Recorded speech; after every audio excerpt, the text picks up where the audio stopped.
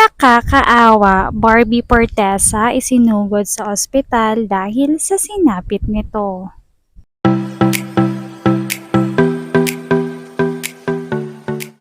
Isa na namang shocking update ang sumambulat sa mga netizens dahil sa sinapit ng aktres na si Barbie Fortesa na sariwang-sariwa pa ang kanilang breakup ng kanyang longtime boyfriend na si Jack Roberto.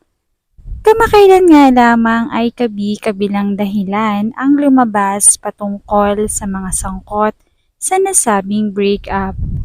Ito na yata ang isa sa pinakamasakit na breakup sa mundo ng showbiz dahil gaya nga ng nabanggit ay ilang mga babae nga ang nakarelasyon ni Jack at hindi lamang iyon kundi may lalaki rin. Bagay na mas lalo pang nagdulot ng sakit sa aktres. Ayon nga dito ay talagang sukdulang sakit at galit ang nararamdaman niya ngayon. Hindi niya raw akalain na dadating sa puntong ganoon. Hindi pala porke nagpapakita ng mga surprises and gifts, nagsasabi ng mga mabubulaklak na salita ay seryoso na. Wala na raw respeto si Jack at hindi na naisip na buong 7 years ng buhay niya ay ibinigay niya at inilaan niya para kay Jack.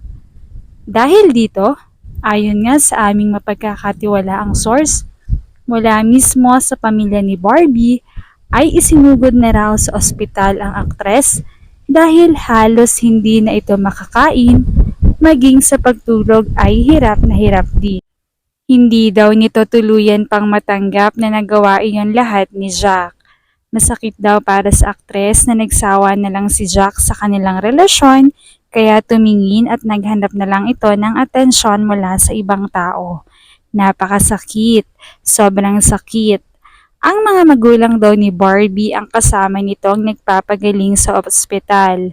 Sobrang namayat daw si Barbie at kitang-kita na sobrang depressed ito sa nangyari. Marami namang mga kaibigan ni Barbie sa showbiz ang dumalaw at nagmamalasakit sa aktres. Kitang-kita raw kung paano ang mga ito mag-alala sa sinapit ng aktres. Patunay na rin na marami ang nagmamahal kay Barbie at mabuti itong tao. Humingi naman ng panalangin ang pamilya ni Barbie para sa agarang pagpapagaling niyang aktres. Samantala ay wala pa namang pahayag ang kampo ni Jack Roberto ukol sa mga nangyayari. Ayon naman sa mga netizens ay grabe na ngayon ang nangyayari sa relasyon ng mga taga-showbiz. Talagang nakakaawa ang sinapit ni Barbie kasi syempre 7 years yon at natapon na lang ng ganon-ganon lang.